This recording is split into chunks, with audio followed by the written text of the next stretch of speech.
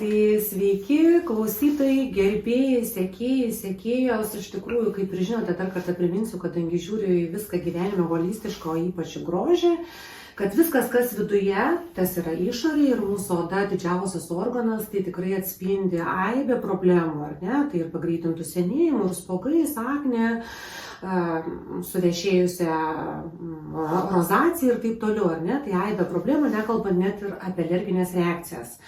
Ir ką mes darom? Iš tikrųjų, dažnas specialistas pataria naudoti papildomai papildus, ar ne? Rinka yra prisotinta papildų, jų yra tiek daug, kad iš tikrųjų yra labai sunku sutinkat, ar ne? Mes šiandien svečiuose turim farmakologą, gydytoją Laimę, pasikviečiau svečius savo kolegą, bendražygį, bendramintį. Tai iš tikrųjų papildų labai daug ir aš pati anksčiau dirbdama 14 metų farmacinė kompanija, iš tikrųjų pati nuėjus pasimetu, kiek yra tų papildų. Kaip pasirinkti, ką pasirinkti, ar ne, kodėl pasirinkti, nes būna, kad ateina niekas nieko nevartoja, pavyzdžiui, nei vieno papildo, o yra žmonės, kurie vartoja, pasako tiek, kad už galvos užsiėmė, galbūt irgi tiek nereikia, nes kas per daug, tai irgi negerai. Aš gyvenime vadovaujuos taisyklė, kad visur turi būti saikas, ar ne? Tai vat, ilgai nekalbėsiu, pristačiau, kad tai yra specialistas, farmakologas, kuris mums ir atsakys ir papasakos ir man pačiai labai įdomu, nes ir pati, kartais tikrai suabejoju, ar to reikia, ar ano reikia, apie papildus. Kas iš ko ir kaip?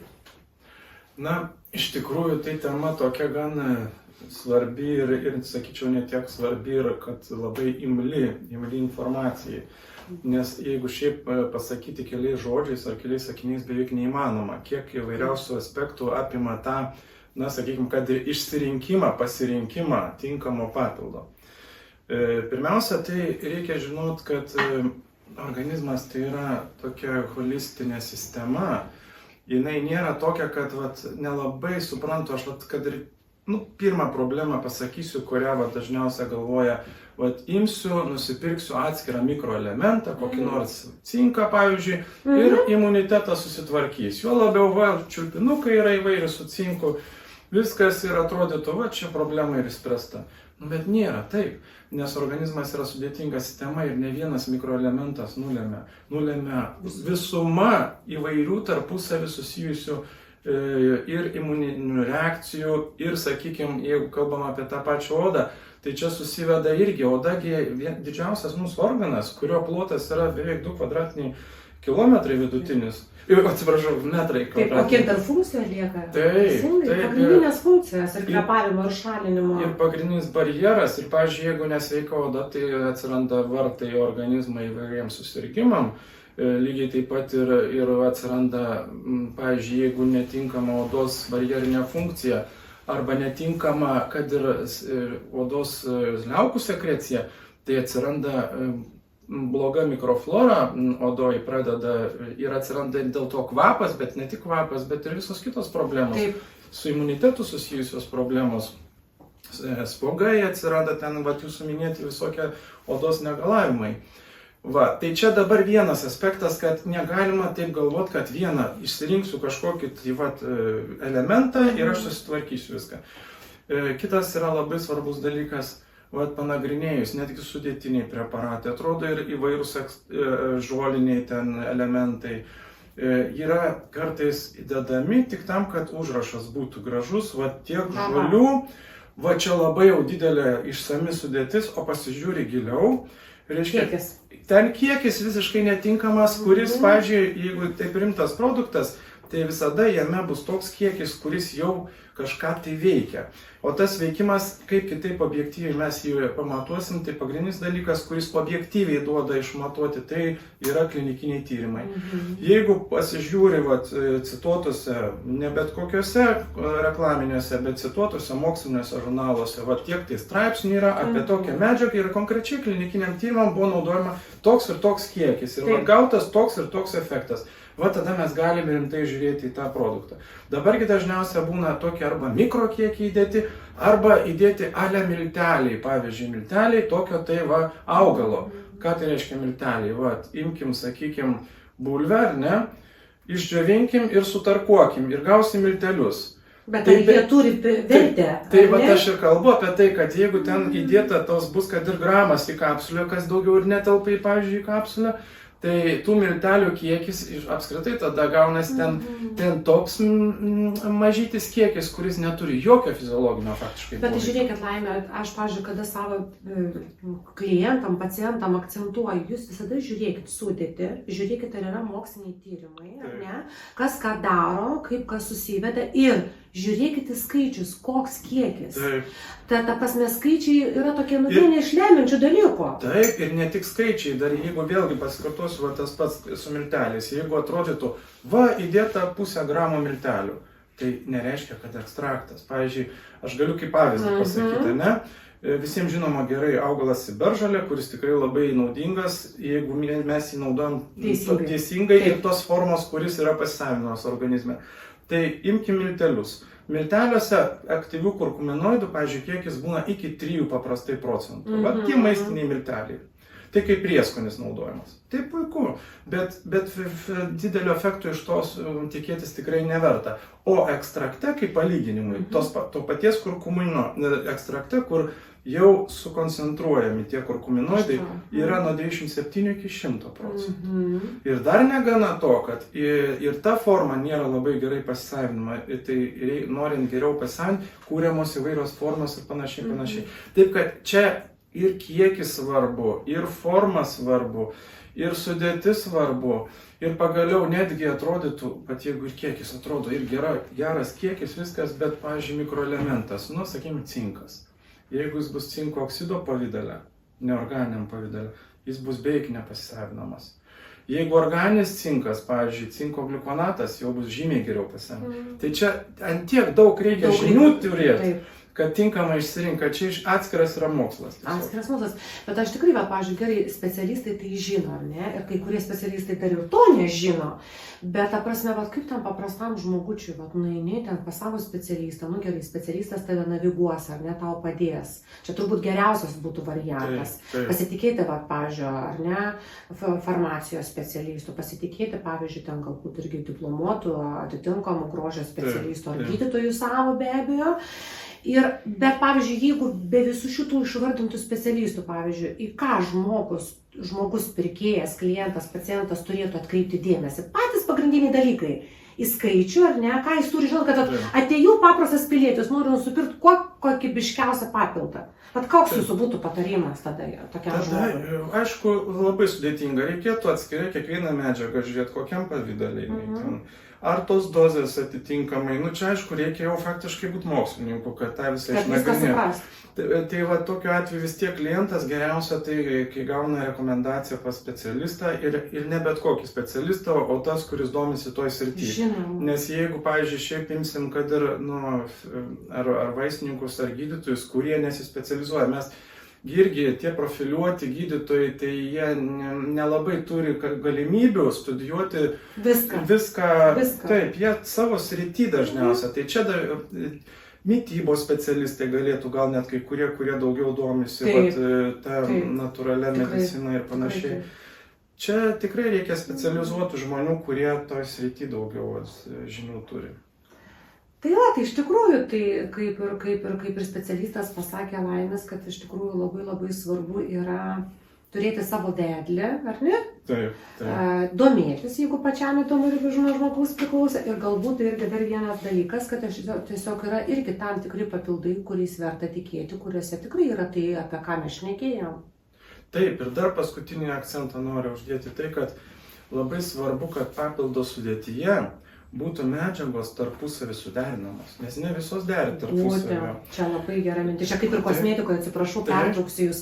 Irgi, kai gali būti sprogimas, turi labai gražiai susidarėti visos detalės. Ir kai būna sviestas, svestuota ir gaunasi atvirkštinis blogas variantas. Tai lygiai taip pat su šitom medžiagom. Nes aš matęs esu, kad ir tokie liktai daug reklamuojami, tačiau pasižiūri, tos pačios, gysločių lobelės. Jos irgi kaip skaidulos, jos gerai valo žarnyną, čia nieko prieš tai neturiu pasakyti, bet jeigu jos sudėtyje ten prikišta daug augalų ekstraktų, o mes žinom, kad tos lobelės padidina, sakykime, virškinimo eigą ir greitėja visas valymasis, tai kaip ten gali tie suspėti ekstraktai, pavyzdžiui, įsisavinti, kyla klausimas, kam tada... Logiška. Tai kam? Tai tada tiesiog tu turi pravalyti, o po to duoti tai, ko reikia.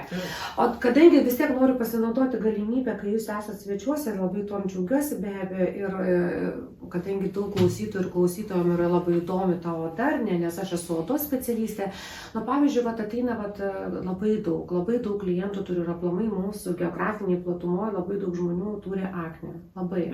Tiek suaugusių, tą hormoninę vadinamą aknę, tiek be abejo jaunimas ir paaugliai.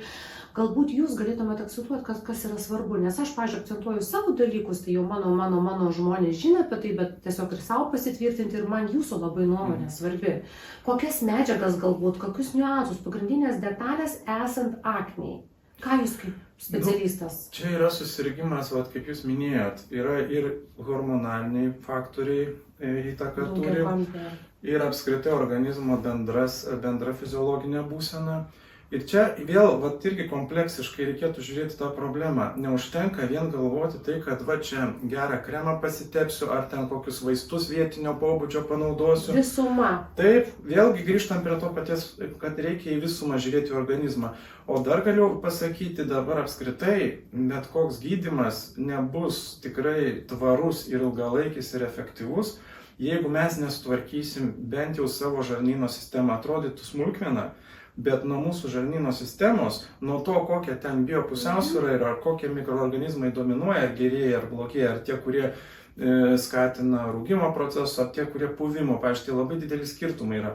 Nuo to bendro organizmo būsena priklauso, nuo to priklauso... Ar rūgimas, ar puvimas, ar ne? Pučia vidurius. Kas vyksta? Puvimas, dažniausiai puvimas. O būtent jeigu yra tos bakterijos, laktobacilos arba kitos gerosios bifidum bakterijos, kitos gerosios bakterijos, jos natūraliai neleidžia vystytis puvimo procesam, tai puvimo ne tai, kad pats savyje sutrikdo ir virškinimą, ir putimą, tačiau taip pat toksikuoja organizmą, apkrauna kepenis, susidaro baltyminiai tie skaidymosi produktai, kai baltymai suyra į amino rūgštis, o amino rūgštis paskui biotransformuojamos į nitrozoaminus, tai yra kancerogenai. Todėl žmonės, kurie daug valgo tų baltyminių produktų ir dar jeigu mikroflora yra tokia linkusi prie puvimo, skatina tie baltyminiai produktai tai florai vystytis. Tai mes ir turim sutrikusi žarnyną, tada kepenų apkrovimas didėja, tada visas organizmo užterštumas didėja tais negeraisiais produktais, kurios produkuoja bakterijos, sutrinka imuninė sistema, nes tos blogosios bakterijos signalizuoja. Taip. Ir sakoma, net imuninės sistemos sveikatos 80%, kai kurie sako autoriai iki 90% yra žarnyne. Jeigu ten nenormalu, tai nesitikėkim, kad visas organizmas. Iš to atsiranda ir kiti visi jau ir odos problemas, ir žiūrėkim, žmogus, kuris daug toksinų vartoja, daug rūko, ten daug užterštose aplinkose, jo veidas net spalva matosi. Kita metalo tokia pilka, tokia negyva, negyvybinga spalva. Iš tikrųjų, tai kaip mes ir matom, iš tikrųjų viskas susijęs su viskuo ir viską lemia mūsų būtent vidinė ta švara, mūsų vidinė tvarka. Ir tikrai tam tikri papildai, protingi, kaip aš juos vadinu, protingi papildai, kurie turi mokslinius tyrimus, kur medžiagos sukomponuotos, veikia sinergetiškai, viena kitai padeda pasisavinti ir geriausias formas naudoti turbūt. Taip, ir padeda turi nemaišyti bent jau pasisavinti vieną kitai, nes yra daug tokių dalykų, kurie tarpusavy blokuoja. O kitas dalykas, tai irgi vėlgi apie kiekvieną, noriu paskutinį tokį akcentą dėti, kad kiekviena problema neegzistuoja, jinai kitaip sakant, nesąlygoja vieną kažkokią tai priežastis, bet kokią imkim problemą, ar imuniteto, ar odos. Tai reikia įvertinti, kad ir tą reikia tvarkyti sistemą, ir reikia ir kraujotaką reikia, kad būtų gera, ir hormoniniai sutrikimai. Žodžiu, tai yra daugiapusis poveikis turi būti. Ir aš vertinu būtent tuos, ar tai būtų papildai, ar tai būtų kiti fitoterapiniai vaistai. kurie neturi tik vienintelio poveikio, kurie visuminę prasmės tvarko tiesiog visą sistemą. Tai aš ir kaip ir sakau, kaip ir ateina, pavyzdžiui, žmonės, ar ne, su problemom. O tos problemos, bet aš visą laiką irgi sakau, akcentuoju, žarnynas, nervų sistema, kiek jūs miegat, koks poilsis, ką valgot, kaip reaguojat, tai yra visuma. Ir kremas geras super, ir procedūra super, ir papildai tam tikri turi būti, bet be viso kito reikia meilę savo, dėmesio savo ir laiko savo, tiesiog susikoncentruoti, susidėlioti viską į savas lentynėles. Sutinkat su manim? Super. Iš tikrųjų mes pakalbėjom su jumis apie tai, kaip svarbu yra visuma, ar ne? Ta prasme, kad žmogus yra labai sudėtingas organizmas, kūrinys, kuriam reikia visko, kai prasideda problemos čia, tai reikia spręsti čia ir viskas susiję, bet ir pakalbėjom apie skaičius, kad dozės labai daug ką reiškia, ne? Gali būti beletristinė dozė, kur tiesiog pliusiuką savo sudėdė, o gali būti terapinė, ta, kuri tikrai duoda terapinį gydomąjį poveikį.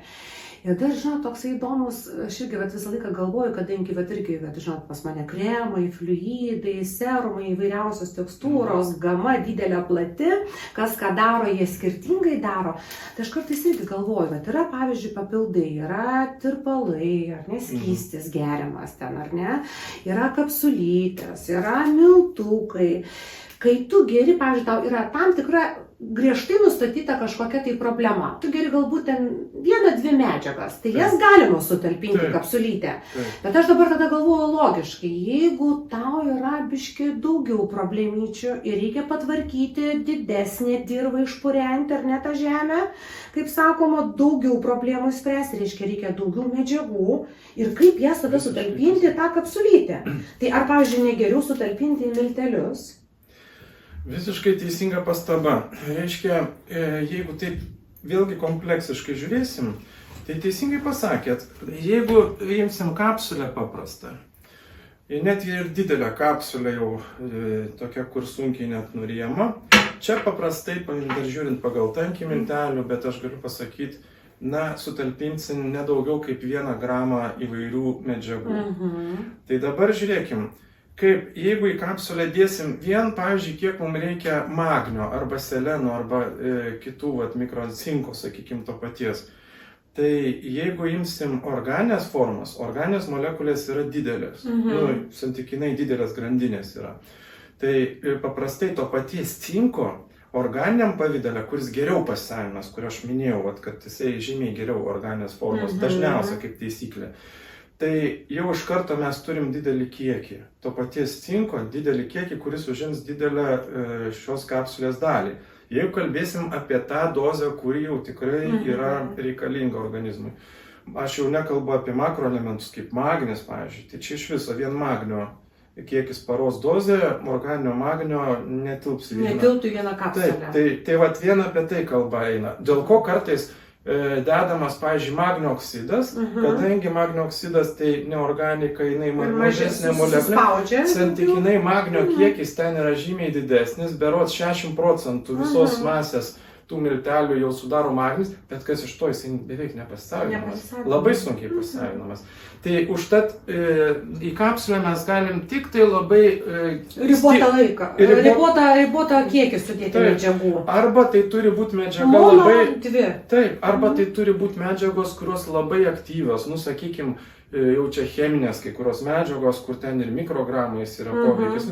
Tai užtat ir plačiai naudojama vaistų pramonė. O ekstraktai arba juo labiau milteliai, kurie turi dar mažiau tų sudėčių, pavyzdžiui, kurkumos, jeigu mes imsim ciberžolės tos pačios tą 1 gramą, tai kurkuminoidų mes ten gausim vos keliolika miligramų. Tai iš ten 10 ar ten 20 miligramų, tai tikrai nesudarys tos poveikio dozės jau visą kapsulę net. Tai nėra ką kalbėti, jeigu mes kalbam apie tokius dalykus. O miltelių pavidale, koks skirtumas, tai kad čia iš tikrųjų gali būti 5, 10, 15 gramų. Tai jau gali sudėti tikrai nemažą dalį reikalingų ekstraktų, kurie, kaip sakiau, vieni atstatinėja normaliai, pavyzdžiui, probiotikai, pagerina tą mikroflorą jo žarnyno atstato. ir gerosios bakterijos pradeda dominuoti, o atitinkamai išstumiami tie puvimo procesai ir panašiai, pradeda dominuoti normalūs virškinimo procesai. Toliau, reiškia, kiti yra, pavyzdžiui, dažnai dedama populiariausiose dabar, norint, kad tie mikroorganizmai prigytų žarnyne, reikia jiem kuo pasimaitinti. Tai tada pridedama prebiotikų. Nes skirtumas toks, atrodo, viena raidelė, probiotikas, mikroorganizmas, o prebiotikas tai yra skaidula. Ir būtent reikia vėlgi parinkti ne bet kokią skaidulą, bet tirpę fermentuojamą. Ir tada fermentacijos būdu, mikroorganizmai, kai fermentuoja, jie gauna tokiu būdu energiją. Ir jie ten pradeda daugintis. Tai iš karto turi būti geram tokiam papilde, kuris tikrai nori išspręsti problemą ir greičiau tą išspręsti, kad greičiau tie mikroorganizmai išliktų, reikia pakankamai vartoti skaidulų. Tai ir ypač paminėjau, fermentuojamas, tirpes, tos, kurios gali ištirpti net vandenį. Ir vandens pavidale miltukus įsivėrus labai patogu yra naudoti. Toliau, aišku, reikalinga kita medžiagų grupė, tai yra mikroelementai ir vitaminai, kurie susijęti su ta konkrečia problema, sakykime, odos atžvilgiu, ir A, ir E vitaminas, ir selenas, ir tas pats cinkas, daug įvairių mikroelementų, kurie tiesiog turi tam kolageno sintezai reikalingi, kad pagrindas, elastingumui, tam palaikymui, tam reikalinga pastoviai tų mikroelementų. Bent vieno jų trūkumas jau iš karto atsiranda problema. Ir kita grupė medžiagų, tai kaip dažniausiai naudojama, tai atskiri jau ekstraktai, pavyzdžiui, kurie ten arba kraujotaka gerima, arba, sakykime, ląstelių regeneracijos procesus gerina.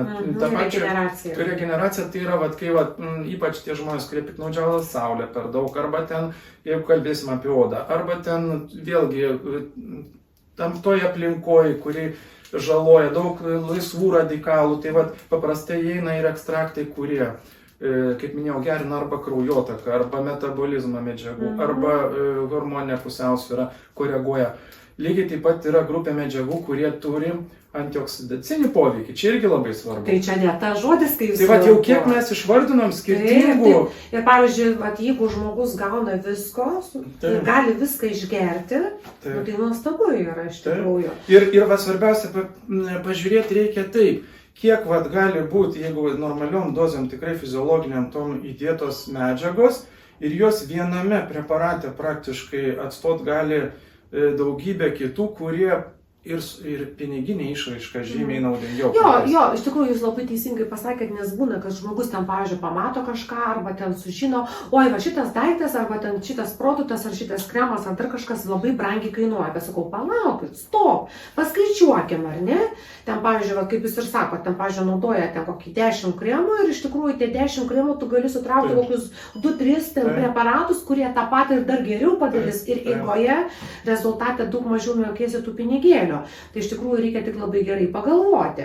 Ir lygiai tas pats su papildais. Tu gali gerti, ten, pavyzdžiui, 4-5, kaip žmonės, sakau, kartais pasako arba parodo, ten atsiunčia nuotraukas, kokių, nežinau, 8-10 buteliukų tų papildų ir galvoju, Jėzus, ar ne geriau tada kažkaip vieną, maksimum tų pasirinkti, o galbūt vieną, kuris viską išspręstų. Tas pagrindinės problemas, kurias sprendžiamos yra tam tikrų periodų konkrečiai. Ir ypač efektyvu, kai yra derinamas. Vėlgi grįžkime, jeigu ta paties odos problemos sprendžiamos, tai, sakykime, odos elastingumui padidinti ten ir tam atjaunėjimui, regeneracijai. Labai gerai, kai yra derinamas išorinės priemonės, tai yra pamaitina odą. Iš išorės, pavyzdžiui, tas pat hialurono labai populiari rūgštis, ar ne yra? Arba ten kitos medžiagos, kolageninės kilmės, įvairios medžiagos. Ir kremų pavidale iš išorės gerai veikia, bet jos labai giliai negali prasiskverbti dėl to, kad epidermis augo nuo prasiskverbimo. Daugelis medžiagų ir taip ir stringa tuose paviršiniuose, bet yra produktai, kur iš vidaus gali pamaitinti. Tai netgi, palaukit, aš esu ir rašęs, man atrodo, vieną savo tokį kaip straipsniuką apie nutrikosmetiką. Nutrikosmetika tokia eina kaip iš anglų kalbos, tokia gal posakis, kad yra maitinkim, jauninkim, gražinkim odą iš vidaus, nutrikosmetika. Tai turbūt aš tada galbūt ir reziumuosiu visą šitą mūsų pokalbį, kad reikia poveikio per kutis ir per os. Ir tada bus labai geras rezultatas. Neišvengiamas. Iš tikrųjų noriu šiandien labai trumpai pristatyti Horsano maisto papildus ir iš tikrųjų juos pristatau ne dėl to, kad pristatyti aplamai, kad, kaip čia pasakyti, kažkokią reklamą. Aš tai net nevadinčiau reklama, tiesiog noriu pasakyti apie tai, kas yra tikrai labai labai kokybiška. Kadangi esu už maksimaliai geras paslaugas savo klientams, už maksimaliai gerus produktus ir kokybę. Ir visada sakau, kada, jeigu ne dabar ir kada, kas jeigu ne aš, ar ne, tai mes verti esam pačių geriausių gyvenime sprendimų, pačių geriausių produktų ir geriausios kokybės.